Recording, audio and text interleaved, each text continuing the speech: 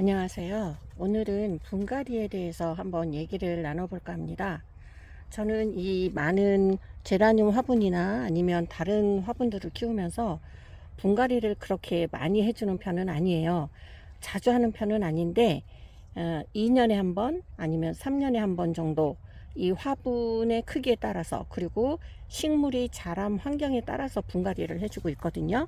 그래서 분갈이를 꼭 흙을 갈아줘야 되느냐 하는 부분에 대해서 오늘 얘기를 해보려고 합니다.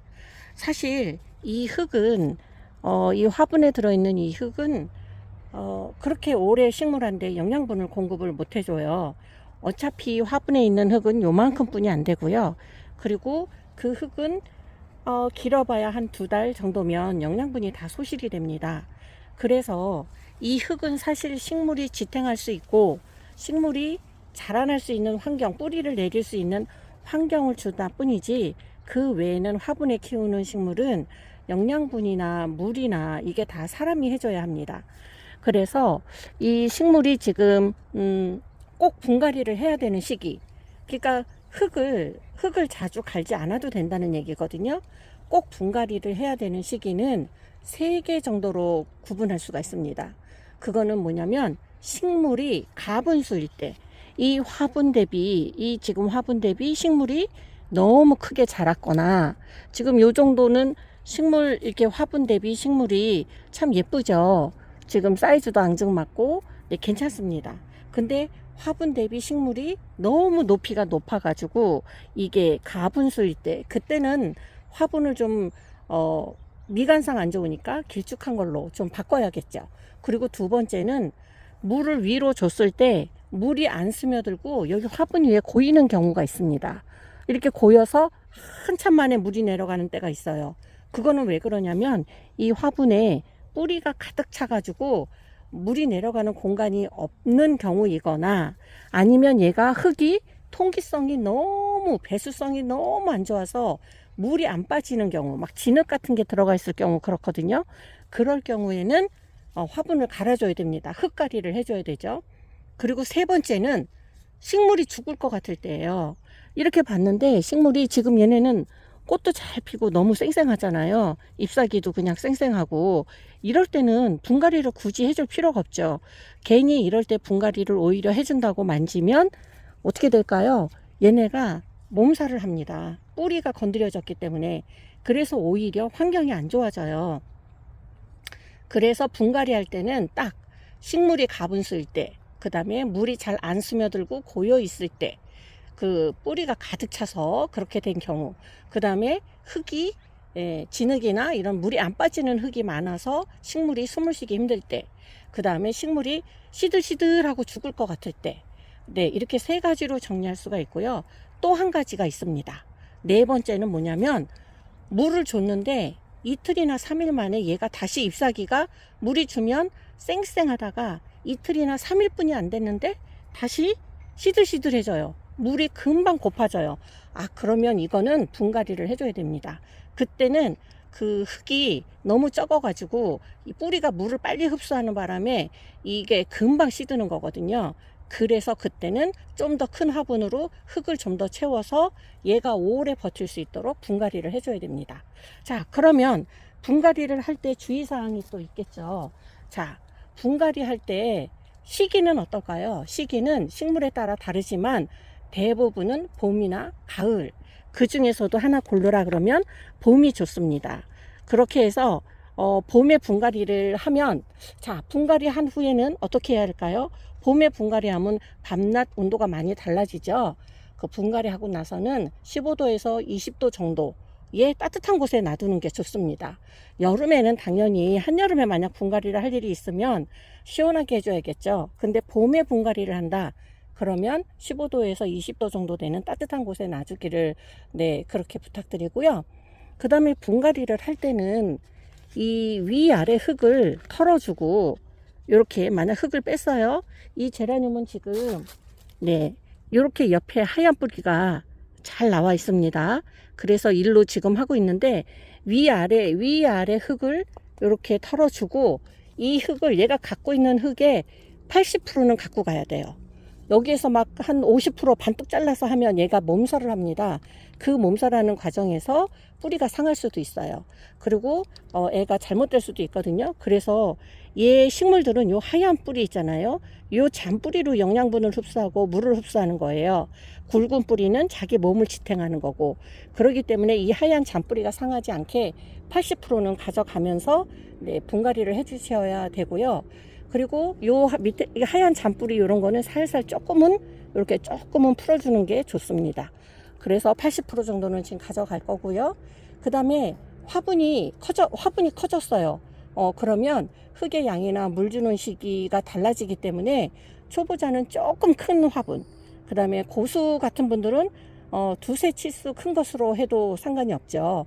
그리고 너무 큰 화분뿐이 없다 그러면 밑에 스티로폼을 깔아주거나 마사 그 돌을 깔아주거나 이렇게 해서 그냥 물이 쑥쑥 빠질 수 있는 그거를 깔아준 다음에 이렇게 흙을 올려줘서 해야 되죠.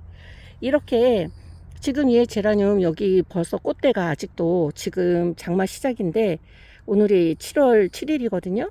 근데 여기 보면 막 꽃대가 여기저기 막 올라오고 있어요. 그리고 지금 다른 제라늄들도 지금 한참 꽃을 피우고 있습니다.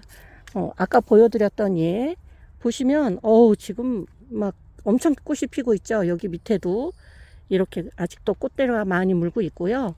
지금 막 새로 꽃대도 물고 있습니다.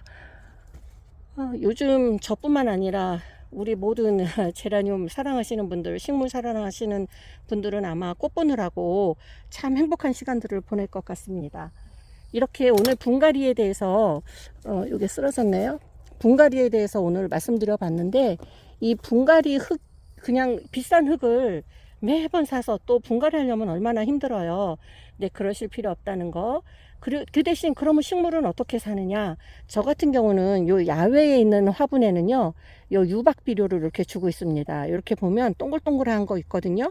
유박비료. 이게 처음에 줄 때는 약간 냄새가 조금 나요. 그런데 물 한번 주고 나면 그 냄새가 싹 사라져요. 그래서 이 유박비료 하나 주면 제라늄 꽃들이 이렇게 많이 꽃을 피워요.